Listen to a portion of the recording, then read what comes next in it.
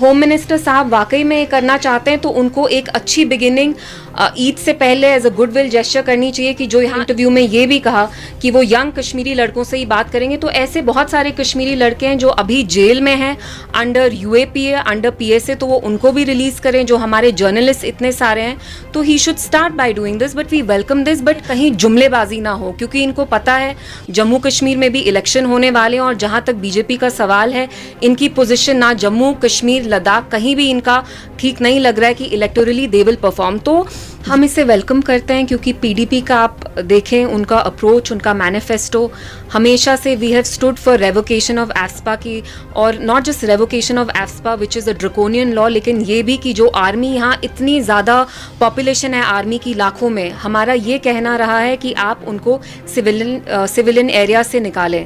लेकिन जब महबूबा जी यही बात करती हैं तो उनको एंटी नेशनल कहा जाता है, but it's a good start.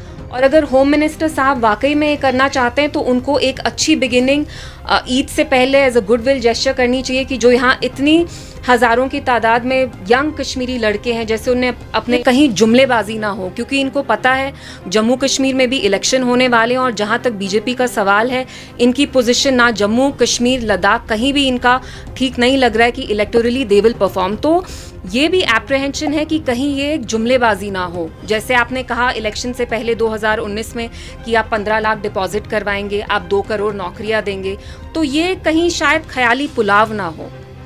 देखिए, we'll come to that point जब ये करेंगे, when they walk the talk, कहते हैं proof of the pudding is in the eating.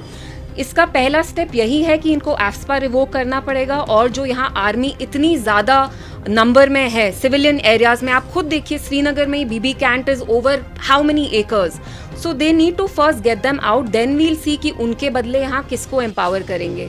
लेकिन there is a slip between the cup and the lip. जब आप कोई काम कहते हैं और करते हैं, उसके बीच में एक बहुत बड़ा फासला होता है, और जहाँ तक बीजेपी का ताल्लुक है वो फासला इतना लंबा होता है कि जो वो क्लेम करते हैं वो कभी करते नहीं है। So once they begin then we'll see, but we welcome this move because जो यहाँ जम्मू कश्मीर के लोग हैं उनको इससे बहुत ज़्यादा रिलीफ मिलेगा, because we know कि एफस्पा एक ड्रकोनियन लॉ है, इसकी वजह से यहाँ आर्म्ड फोर्सेस को बहुत इम्प्यूनिटी मिलती है, वो भी यहाँ पे बहुत सारे लैंड को कब्जा किए हुए हैं। सो पीडीपी वेलकम्स दिस मूव।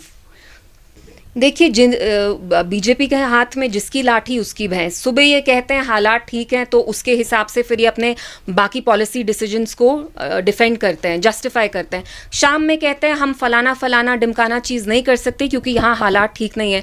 तो ये तो सब यहाँ जानते हैं कि इनका ये डगमगाते रहते हैं। जब इनको कोई चीज़ करनी होती है, G20 करना था तो हालात ठीक है, बाकी चीज़ों के लिए हालात ठीक नहीं है। So this is how they are. इनकी अपनी बात में बहुत कॉन्ट्रडिक्शंस रहती है, जो ये बोलते हैं और जो ग्राउंड पे एक्चुअली सिचुएशन होती है उसमें बहुत अंतर होता है।